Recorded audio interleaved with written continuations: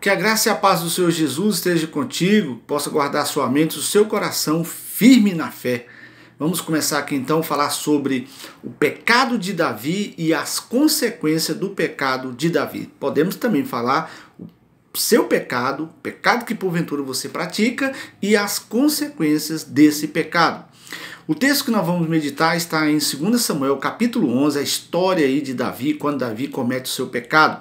Nós vamos ver aqui no versículo de número 1 do capítulo 11, onde diz assim, 2 Samuel 11, versículo 1.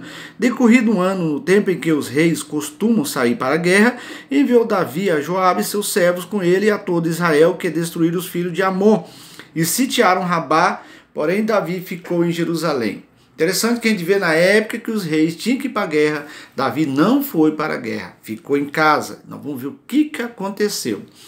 Devido a Davi estar ficando em casa, aconteceu algo, como normalmente acontece com qualquer pessoa que fica em casa. Quando nós falamos ficar em casa, não está falando você descansar, está falando você viver nessa prática do tempo todo descansando, o tempo todo descansando. Quando nós não temos o que fazer, nós chamamos que nós estamos com a nossa vida com ociosidade. Nós passamos a estar ocioso. O que é ociosidade? Ociosidade, eu pesquisei, achei interessante, é ficar parado.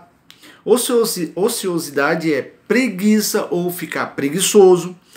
Ou uma palavra mais ainda cotidiana, à toa. Então Davi estava à toa, Davi estava preguiçoso, Davi estava parado. Ou mais ainda, popularmente falando, mente vazia. Então Davi estava aqui na época de ir para a guerra, ficou em casa. E a Bíblia diz aí no versículo 2 que uma tarde levantou-se Davi do seu leito e andava sobre o terraço da casa real e de repente ele vê uma mulher tomando banho. Ele vê uma senhora e pergunta: quem é aquela mulher?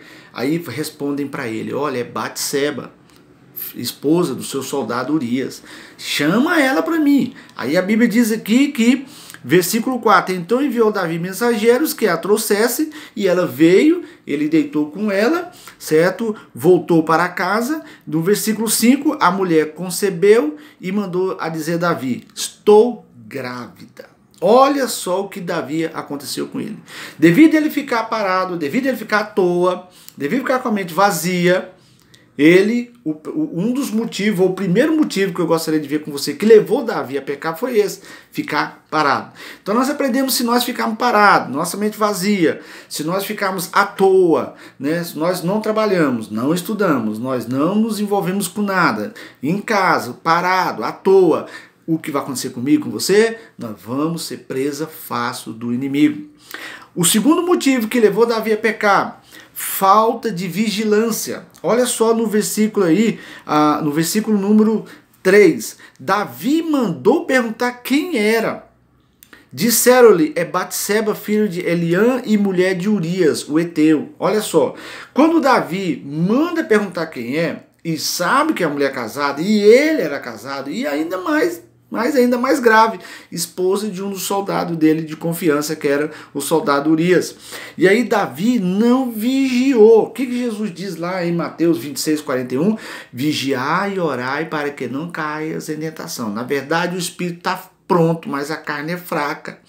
Davi aqui estava passando pelo que o apóstolo Paulo diz em 2 Timóteo 2:22. Foge das paixões da mocidade.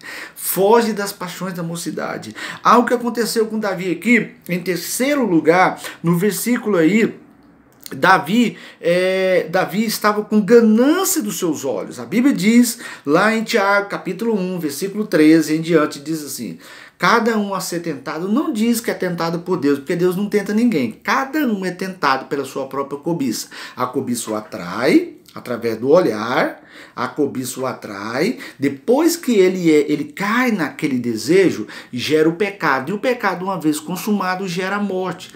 Por que eu falei os olhos? Porque Mateus 6:22 diz que os olhos nossos é a lâmpada do nosso corpo. Se os seus olhos forem bons, todo o teu corpo será bom. Se os seus olhos forem maus, que desgraça será o seu corpo ou a sua vida, né?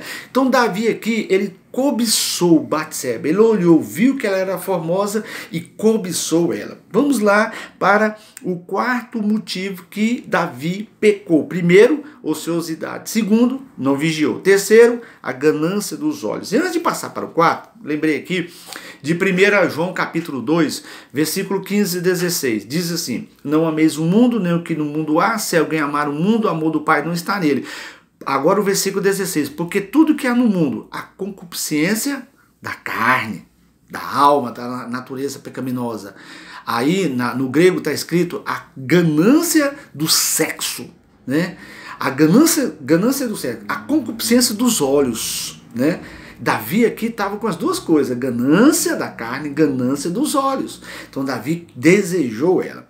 Aí o quarto motivo que levou Davi a pecar foi persistência no erro. Ele sabia que era pecado, sabia que Batseba era casada, sabia que era esposa de Urias, mesmo assim ele mandou chamar ela. Versículo 3 e 4. Chegou ao ponto de premeditar o pecado. Davi premeditou, Davi planejou, pior ainda. Existe em 1 João ali um texto que fala sobre pecado para a morte e pecado não para a morte. O que é pecado para a morte? Pecado para a morte é aquele pecado que você sabe que é pecado e você pratica mesmo assim e não se arrepende. O pecado não para a morte é aquele pecado que você praticou sem saber que é pecado e mesmo sabendo que é, na hora você não lembrou que é, porque pode acontecer. É o chamado pecado não para a morte. Mas não tem como enganar Deus não, viu? De Deus não se zomba. Aquilo que um planta, ele colhe. Continuando então, nós vimos aqui 4 motivos que levou Davi a pecar. Ficar parado, não vigiou, ganância dos olhos e persistir no erro. É igual eu e você muitas vezes. Nós sabemos que não podemos ficar vendo certas coisas, ouvindo certas coisas, mexendo com certas coisas, e mesmo assim mexemos, mesmo assim fazemos, aí gera o pecado em nós. E nós sabemos que Isaías 59 nos fala que o pecado nos distancia de Deus. Continuando então, vamos ver quais foram aqui as consequências do pecado de Davi. Olha só o que diz aqui. Assassinato. Davi assassinou Urias. Outro pecado aqui que Davi fez. Morte da criança. A morte da criança. Consequência. Essa criança aí que nasceu, morreu. Lá no versículo 18 você vê isso. No capítulo 13, terceira consequência. Aminon, filho de Davi, estupra Tamar, que é a irmã dele. Consequência, você vê no capítulo 13.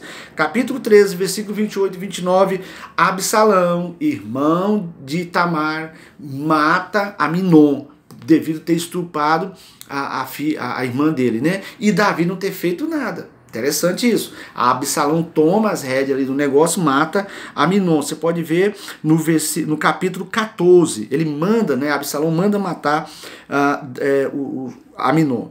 A Absalão, sexta consequência do pecado. Absalão tem relação sexual com as concubinas de Davi. No capítulo 16, versículo 22, a gente vê isso.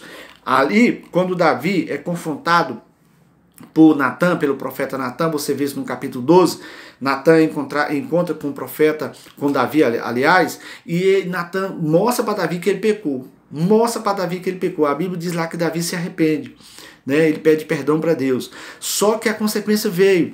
Porém, lá nesse mesmo texto de 2 Samuel 12, diz lá que o Natan fala assim, devido você ter feito isso, tendo relação com a mulher casada, escondido, um descendente seu vai violentar sexualmente a sua esposa. E aconteceu, lá no capítulo 16, versículo 22, só que não foi escondida não, foi todo mundo passando e vendo. A ideia que dá aqui é que Absalão ficou no local exposto, transando com as concubinas de Davi, porque naquela época Davi, Salomão tinha várias mulheres, porque é pecado, a Bíblia condena essa prática, e aí Absalão está lá, o filho de Davi tem relação sexual com as madrastas dele, podemos dizer assim. Agora o sétimo e última consequência do pecado, Joabe, soldado de Davi, mata Absalão. Joabe, soldado de Davi, mata Absalão. Capítulo 18, versículo 14, a gente vê isso. Então, nós vimos aqui o que levou Davi a pecar, o que pode levar eu e você a pecar e as consequências do pecado. Tome cuidado com o pecado. Deus te abençoe, Deus guarde seu coração e a sua mente em Cristo Jesus. Amém e amém.